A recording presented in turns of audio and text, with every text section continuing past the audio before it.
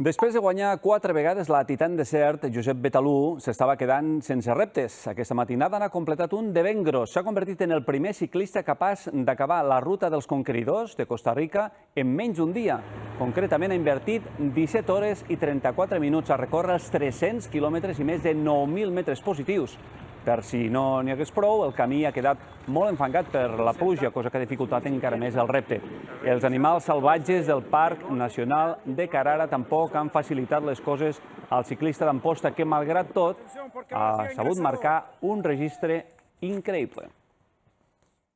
Sí que teníamos pensado que llovería en una parte del recorrido y eso pues nos dificultó, nos hizo gastar muchas fuerzas que no tocaban y tuvimos que gestionar un poquito las etapas siguientes para llegar lo más frescos posible a la línea de llegada.